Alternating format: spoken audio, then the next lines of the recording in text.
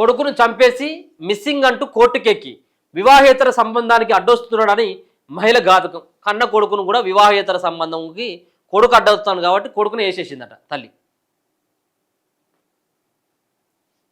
వివాహేతర సంబంధానికి అడ్డుగా ఉన్నాడని నిలువెత్తు కుమారుడిని ప్రియుడితో కలిసి చంపేసిన ఓ తల్లి. ఆ వాస్తవం బయటపడిన సమయానికి పోలీసులు విచారణ క్రమంలో అనుమానాస్పదంగా మృతి చెందింది. కనిపించిన చేతులతోనే బిడ్డ ప్రాణాలు తీసింది కాక మిస్సింగ్ కేసును పోలీసులు ఛేదించడం లేదంటూ ఆమె హైకోర్టు మెట్లకెక్కడం ఈ కేసులో విస్మయం కలిగించే అంశం. ఇక కొడుకును చంపి ఇక ఇన్ని రోజులైనా కానీ నా కొడుకు జాడ తెలుస్తలేదు కాబట్టి నా కొడుకు సంబంధించినటువంటి మృతి పైన తేల్చాలంటూ నేరుగా పోలీస్ స్టేషన్కే పోయిందట. కోర్టుకే పోయిందట. అంటే ఇప్పుడు చంపినటువంటి వాళ్ళే సంతాపం తెలపడం అంటే ఇదే కావచ్చు. తల్లే చంపి అనుమానాస్పద మృతికి చెందిండు, ఎవరెవరు చంపినో దీన్ని పైన తేల్చండి అని చెప్పేసి కోర్టుకు వెళ్ళిందట. ఇదంతా కూడా ఈ కేసులో విస్మయం కలిగిస్తూ ఉన్నది. కర్నూలు జిల్లా కౌతాలం మండలం బదినేహాలు గ్రామానికి చెందినటువంటి చిన్న మల్లయ్య గంగమ్మ దంపతులకు 2 కుమారులు ఉన్నారు, 1 కుమార్తె సంతానం. చిన్న మల్లయ్య కొన్నాళ్ల క్రితం రోడ్డు ప్రమాదంలో చనిపోయారు. ఆమెకు అదోని మండలం ఓసల్ని గ్రామానికి చెందిన బంధువు దర్గప్పతో వివాహేతర సంబంధం ఏర్పడింది. ఇక దర్గప్ప తరచూ ఇంటికి రావడం నచ్చని గంగమ్మ పెద్ద కుమారుడు వీరేష్ అతనితో పలుమార్లు గొడవపడ్డాడట. వీరేష్ను అడ్డుగా తొలగించుకోవాలని నిర్ణయించుకున్న గంగమ్మ దర్గప్ప ఇద్దరు కలిసి 2024 నవంబర్లో ఇంట్లోనే అతన్ని కత్తితో పొడిచి చంపేశారు. మృతదేహాన్ని దుప్పట్లో చుట్టేసి బైక్పై తీసుకెళ్లి సమీప శ్మశాన వాటికలో పాతిపెట్టిండు. తన కుమారుడు వీరేష్ కనిపించడం లేదని 2024 నవంబర్ 11 గంగమ్మ కౌతాలం ఠాణాలో ఫిర్యాదు చేశారు. పోలీసులు ఈ కేసును తేల్చలేకపోయారు. కాతం ఇద్దరు కలిసి 2024లో ఇప్పుడు దర్గప్ప అంటే వివాహేతర సంబంధం పెట్టుకున్నటువంటి వ్యక్తి అలాగే తల్లి ఇద్దరు కలిసి ఆ వీరేష్ 17 సంవత్సరాలైనటువంటి కొడుకును చంపేసి బండి మీద ఒక దాంట్లో చుట్టుకొని తీసుకుపోయి బొందబెట్టి మళ్ళీ వాళ్ళే పోలీసులకు కంప్లైంట్ చేసినట కనబడతలేదని. డబ్బులకు కకృతి పడి హైకోర్టును ఆశ్రయిస్తే ప్రభుత్వం నుంచి డబ్బులు వస్తాయని కొందరు సలహా ఇవ్వడంతో ఆశపడిన గంగమ్మ తన కుమారుడి ఆచూకీ తెలియడం లేదని, పోలీసులు సరిగ్గా వెతకడం లేదని ఇటీవల పిటిషన్ వేశారు.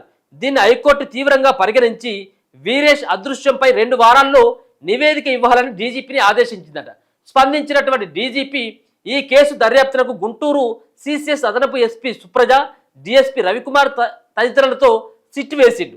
2 వారాలుగా సిట్ సభ్యులు ఆరా తీయగా గంగమ్మ కిరాతకం బయటపడ్డది.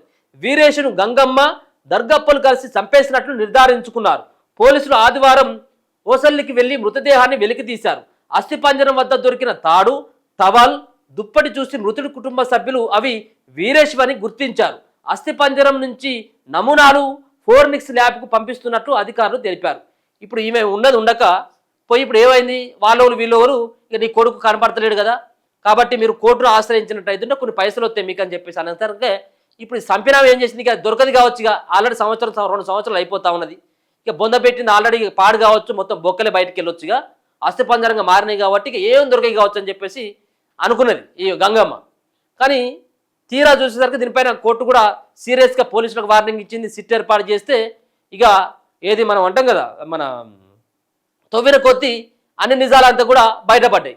చంపినటువంటి వ్యక్తి తల్లితో వివాహేతర సంబంధం ఉన్నటువంటి ఇద్దరు కలిసి చంపిలని నిర్ధారించుకోవడం జరిగింది. సో మొత్తానికి ఫోరెన్సిక్ ల్యాబ్కు పంపినట.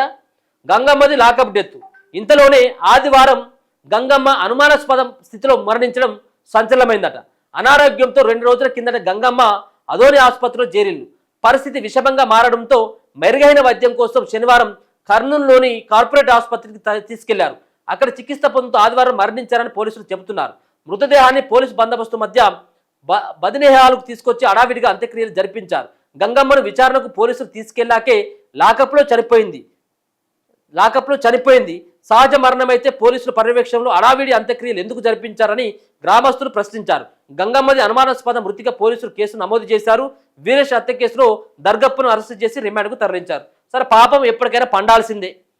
ఆమె లాకప్ డెత్ అయిందా ఇంకే డెత్ అయిందని రెండోది. సరే ఏదేమైనప్పటికీ కూడా ముఖ్యంగా కన్న కొడుకుని సరే ఆడు గంజాయికి అలవాటు పడ్డాడో, తాగి ఇంటికి వచ్చి అమ్మను కొడుతూ ఉన్నాడో, లేకపోతే చిత్రహింసలు పెడతా ఉన్నాడు అన్నటువంటి దాంట్లో ఓ అర్థం ఉన్నది.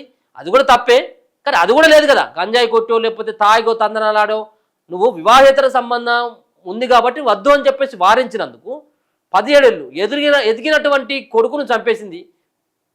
లాస్ట్కి కుక్క చావు చచ్చిపోయింది.